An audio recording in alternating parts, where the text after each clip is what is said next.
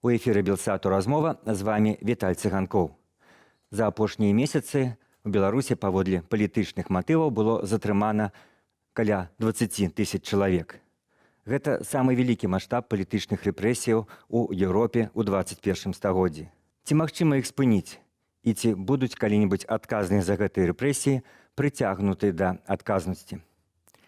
Пра гэта паговорым сёння з нашым госцем, намеснікам старшыні праваабарончага цэнтру «Весна» Валентинам Стефановичем. Добрый дзень. Добрый дзень.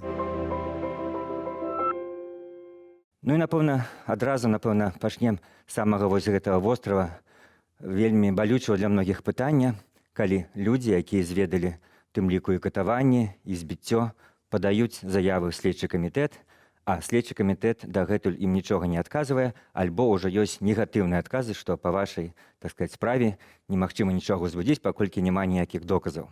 Як бы вы, як юрыст, як праваабаронца, ацэнілі эту сітуацыю? Ну, в прынцыпе, гэта было прадказальна. Я думаю, што наўрад ці сённяшніх умовах сённяшнія ўлады і следчыя органы будуць збуджаць крымінальныя справы супраць тых супрацоўнікаў спецслужбаў і міліцыі, якія здзяйснялі гэта катаванне дачынення да людзей. Таму што сённяшні рэжым, аўтарытарны рэжым абапіраецца менавіта на сілавы блок, і ясна, што ніякіх дзеянняў дачынення да іх, напэўна, рабіцца не будзе. Хаця, канешне, тут трэба сказаць, што падача тых заяў у следчы камітэт это был абсалютна правільны крок, таму што гэта абавязак дзяржавы, дзяржаўных органаў прыцягваць да адказнасці і расследаваць все выпадкі катаванняў. Ну і плюс это своеасаблівы сродак фіксацыі таго, што адбылося, так скажем, на будучыню. Вось. Ну а сапраўды зараз атрымліваюцца ўжо людзі адмовы ў узбуджэнні крымінальных спраў, прычым яны некаторыя не адпавядаюць патрабаванням заканадаўства, калі гаворыцца, што крымінальныя справы адмаўляюцца ва ўзбуджэнні ў связі з неустанаўленнем лица. Ну, як бы такой падставы для адмовы ўзбуджэння крымінальнай справы няма. Можна прыпыніць на такіх падставах. І працягваць шукаць. І працягваць шукаць, так. Таму, канешне, мы раім людзям зараз абскарджваць гэтыя пастановы в устаноўленым парадку, зноўку ж ставячы задачу перад сістэмай рэагавання на такія скаргі. І спрабаваць дамагацца, так скажем, аднаўлення тых справаў і расследавання. Ну, в прынцыпе, з самага пачатку органы следства яны рабілі ўсё для таго, каб іх не расследаваць. Хаця б заходзячы з таго, што не было ўзбуджана ніводнай крымінальнай справы. Всё праходзіла на этапе праверак.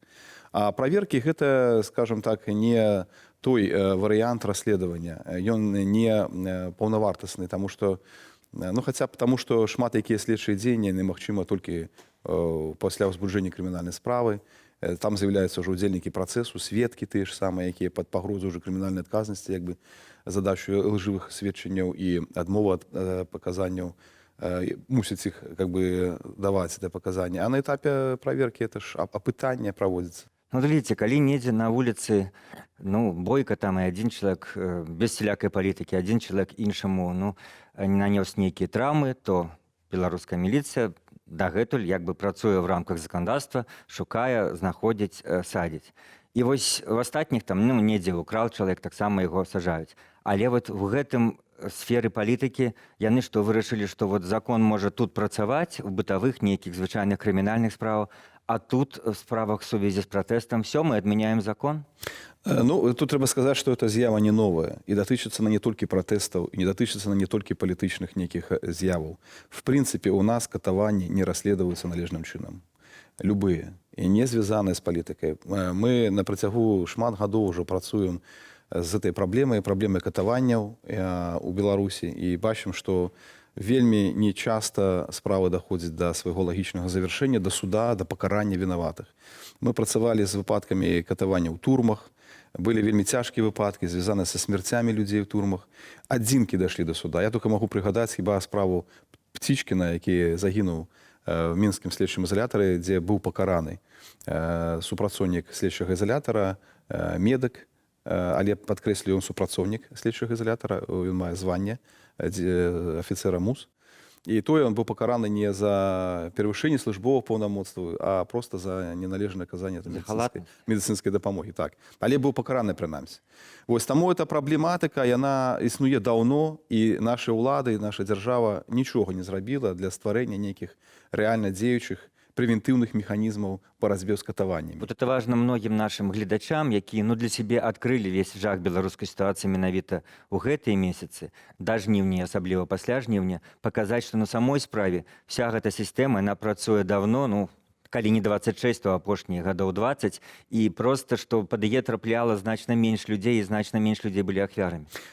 Трапляла людзей насамрэч не менш, просто тут трэба разумець, што катаванні і яны маюць такі спецыфіку латэнтнага характару, то есть не шмат пра гэта вядома грамадству, схаваны характар. Людзі, ахвяры катавання, вельмі часта не звяртаюцца ў следчыя органы, бо не маецца надзеі, што праўда, так скажуць, адновіцца і што пакараны будуць вінаваты. Альбо вельмі часта это датычыць такіх людзей, якія асацыяльныя элементы, зняволеныя ў турмах. Тое, што не дуже турбуе грамадства, насамрэч, вельмі часта, на жаль.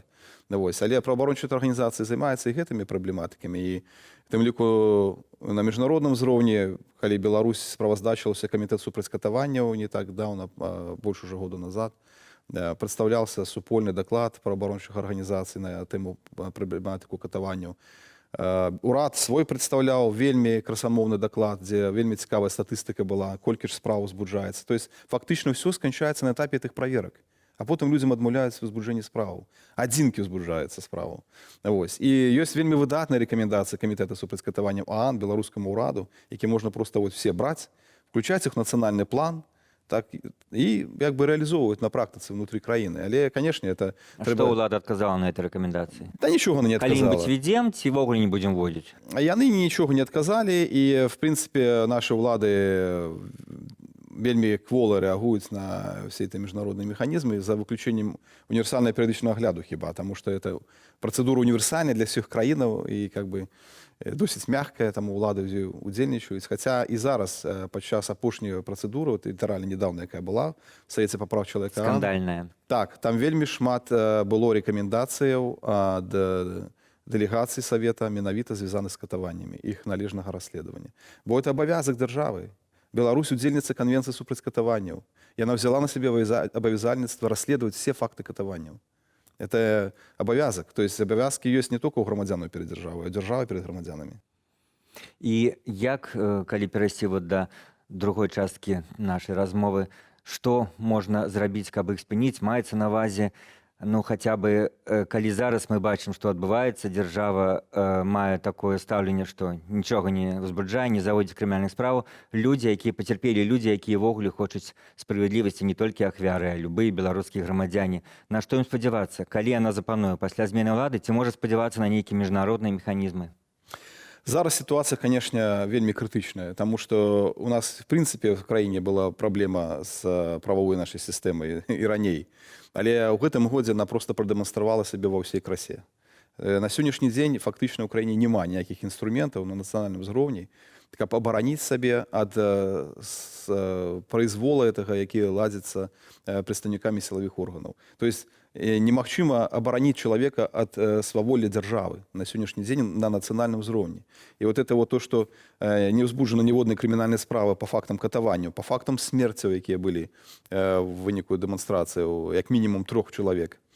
Ніхто не панёс пакарання і на бліжэйшы час, напэўна, разлічваць на тое, што гэта адбудзецца, не выпадае. Тут сапраўды ўзнікае пытанне, што з гэтым рабіць. Таму недарма праваабарончыя арганізацыі «Весна» у тым ліку мы дакументуем факты катаванняў. Мы дакументуем іх у тым ліку на будучыню.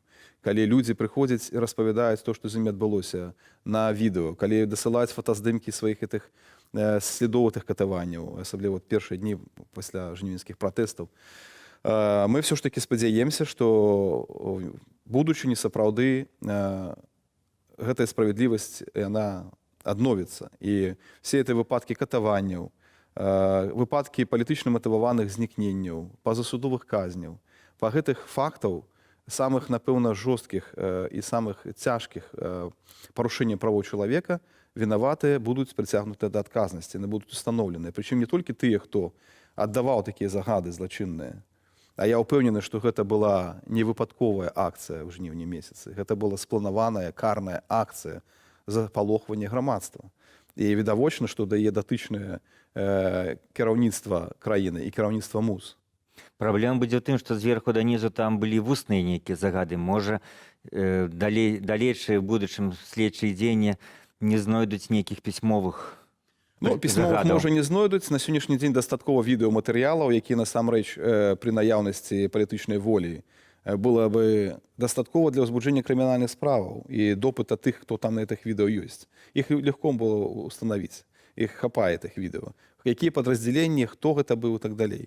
Таму тэхнічна гэта, я думаю, не складана будзе зрабіць.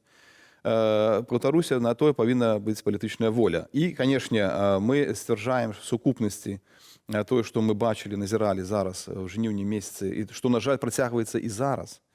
Працягваецца і зараз. Можа быць, не так масава і сістэмна, людзей не б'юць там в цыпе МВС, але збіваюць падчас затрымання, збіваюць падчас транспартыроўкі, збіваюць у русах. Гэта факты ёсць. І людзі ў шпіталях ляжаць пасля гэтага ўсяго. А як вы ставіцеся да ідэі, што беларусы, тыя, якія трапляюць пад механізм рэпрэсіяў, павінны больш актыўна выкарыстоўваць існуючыя юрыдычныя там і заканадаўчыя нормы? Маецца на ўвазе, кожны затрыманы павінен пісаць сам заяву на то, што яго збівалі, і на судзе, дзе яму даюць там суткі, менавіта выходзіць з сустрэчнымі пазывамі, іскамі і заявамі. Вот гэта, ну, наколькі рэалістычны крок, ён што-небудзь мяняе, ці трэба выкарыстоўваць, проста людзі нас юрыдычна недастаткова адукаваныя, каб гэта рабіць?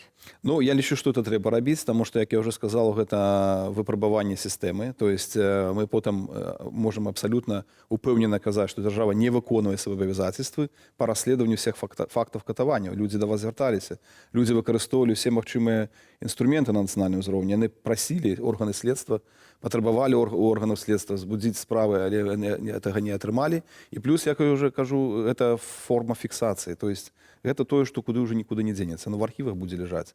Все гэтыя звароты, адмовы і так далее і таму падобнае. І в будучыні гэта ўсё вельмі прыдасца, таму што, як і не дагаварыў, гэта тое, што адбывалася ў жніўні, мы расцэньваем як злачынства супраць чалавецтва. То есть это масавыя палітычна матываваныя катаванні. А паводле нашого крымінальнага кодекса ёсць артыкул злачынства супраць бяспекі чалавецтва. Якраз дыспазіцыю гэтага артыкула ўваходзіць і палітычна матываваныя знікненні, і пазасудовыя казні, і масавыя катаванні. Там няма тэрмінаў даўніны. І ў свеце багата прыкладаў, калі справядлівасць настигла, так кажуць, тых, хто быў задзейнічаны ў такіх злачынствах. Ну, прыклад паўднёва-амерыканскіх краінаў, дзе, канешне, значна горшая сітуацыя была в 70-80-е гады, дзе тысячы людзей зніклі проста без вестак, дзе былі масавыя пазасудовыя казні. Але зараз там адбыліся судовыя працэсы, яшчэ дагэтуль адбываецца і в Аргентыне, і в Чылі, дзе кіраўнікі хунтаў, і не толькі кіраўнікі хунтаў, але непасрэдна выканаўцы гэтых загадаў атрымалі пажыццёвае зняволенне. Вам, ну, по роду дзейнасці, што называецца, прафесійна даводзіцца, можа, нават не па сваёй волі, ну, часам кантактаваць з прадстаўнікамі, то, што называюць сілавых структураў, з прадстаўнікамі, скажем, ну, можа, на нейкіх канферэнцыях ці падчас разгляду нейкіх справаў. Зараз шмат разважаюць пра тое, адкуль гэта ўсё ўзялося, чаму яны такія. У вас ёсць на гэта свой нейкі адказ? Безумоўна, як кожны чалавек, вы пра гэта разважалі. Чаму яны робяць тое, што робяць? Это проста слепое выкананне загадаў, ці, можа быць, ёсць яшчэ іншыя псіхалагічныя матывы? Ну, я не психолог, мне цяжка разважаць над гэтымі псіхалагічнымі аспектамі, хаця, канешне, для мяне заўсёды это, ну, мне цяжка это зразумець, як чалавек па-чалавечы, таму што, ну, праца, яна праца, да, там, затрымаць, завесці ў суд і так далей. Але хто змушае людзей збіваць чалавека затрыманага, збіваць жанчын, збіваць дзяўчат? Гэта ўжо не праца, гэта ўжо нешта іншае. Можа быць, это вусныя загады на запалохванне людзей такім чынам, але, ну, ты мусіш разумець, што это загад злачынны проста-напроста. Вось. І зараз як бы ёсць магчымасць выбара. Мы не ў 30-е гады, цябе ніхто не закапае ў лесе в Куропатах. Звальняйся проста. Можна не рабіць это публічна, проста зайдзі ціха, не ўдзельнічай у гэтым. Дзякуй, Валентин. Гостем сённяшняй размовы быў Валентин Стефанович, намеснік старшыні праваабарончага цэнтру «Вясна». З вами был Віталь Цыганкоў. Заставайцеся з Белсатам.